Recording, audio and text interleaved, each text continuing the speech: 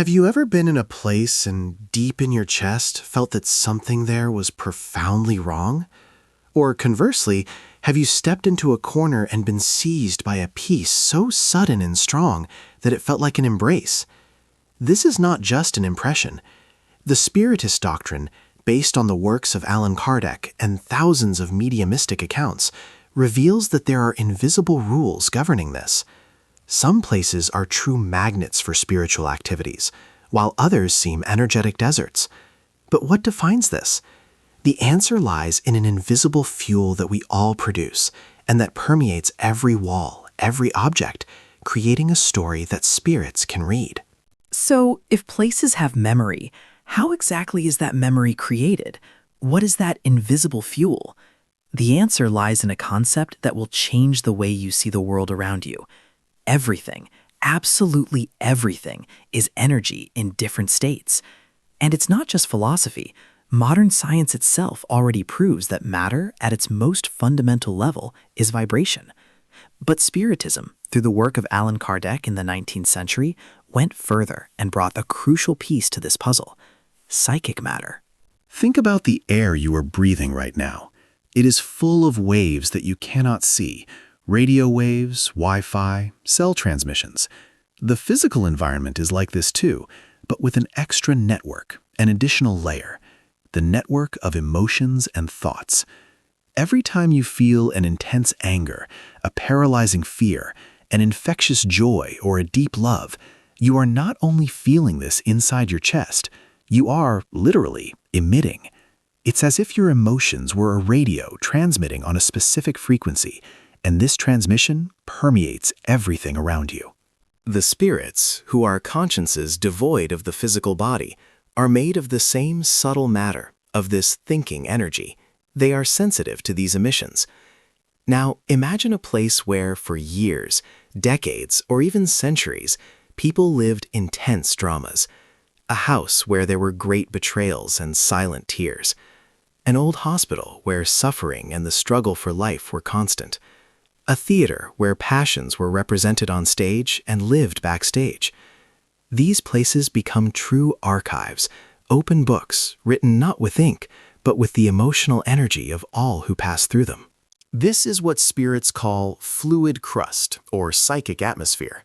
The environment becomes charged, saturated with a specific type of vibration.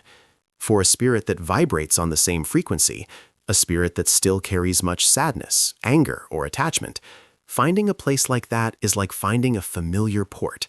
The accumulated energy there serves as a point of support, fuel that can greatly facilitate its manifestation. It is why so many accounts of spiritual activity occur in places with very significant histories. The place is not haunted by chance. It is, in a way, alive with the marks of the past. But here comes a point that many forget. This energy is not just from the distant past. We, here and now, are writing the energetic history of our homes, our rooms, our workplaces. A violent discussion, a heavy atmosphere of rancor, or even addictions and obsessions will release this dense psychic matter, which will accumulate in the walls, in the furniture, in the air. We are, without realizing it, preparing the stage. On the other hand, moments of genuine family harmony, elevated conversations, sincere prayers, and gestures of affection emit a totally different energy, which also permeates and cleans the environment. So, the first great key to understanding why a place attracts spirits is this: the accumulation of historical, emotional, and mental energy. It is the fuel. But this raises an even more intriguing question. If it's just a matter of accumulating energy, why can two places with similar stories of suffering have entirely different spiritual destinies? Why in one the feeling is oppressive and in the other it seems neutral? Because there's a factor more powerful than the fuel itself. There is the law that defines who can or cannot access it. And this law is implacable and personal and has everything to do with who you are at this very moment. Then we have the fuel, the emotional energy that permeates the places. But this is not enough, because if it were only this, any place with a sad history would automatically be a point of spiritual activity, and we know that it is not like that. There is a universal law mentioned incessantly in the works of the Spiritist codification, which is the true maestro of this invisible orchestra, the law of affinity, or vibratory resonance. Think about the radio stations again. A place may be broadcasting a frequency of anguish, but if you, with your thoughts and feelings, are tuned to the frequency of peace, you simply will not pick up that signal. You will not hear the station. It is the same logic. The spirit André Luis, through the psychography of Chico Xavier, explains this brilliantly. We are like living magnets, attracting and being attracted by all that vibrates on the same frequency as our soul. And this applies not only to spirits, it applies to people, situations, and, of course, to environments.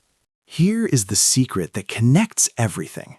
A place can be loaded with heavy energies from the past, but if the people who live there today cultivate light thoughts, kind actions, and a climate of harmony, they create a kind of vibrational protective bubble. They are constantly emitting a new frequency that little by little can even dissolve the oldest energies. It's as if they were playing a music so high and so beautiful that the old and sad melody simply disappears. The reverse is the key to understanding the true haunted houses. A new construction, without any history, can become a focus of disturbance if the inhabitants feed, day after day, vibrations of hatred, unhealthy jealousy, uncontrolled addictions, or violence. They are unknowingly making an open call. They are saying in the universal language of energy, here there is harmony for this. That is why the question, is this place haunted, is, from the spiritualist point of view, the wrong question. The correct question is, what kind of harmony is being cultivated here? A spirit in suffering cannot, for even a second, remain in an environment where people vibrate on the pure frequency of sincere prayer or disinterested charity. Light, however faint it may be, is unbearable for those who have become accustomed to darkness. Similarly, elevated spirits are drawn to centers of light, where they can contribute and feel good. This leads us to one of Allan Kardec's most practical teachings. Thought is the link that unites us with the spirits. It is not the place in itself. The place is only the backdrop that reflects the inner drama of its inhabitants. So, if sympathy is everything, if it is stronger than the history of the walls, this means that we have immense power in our hands.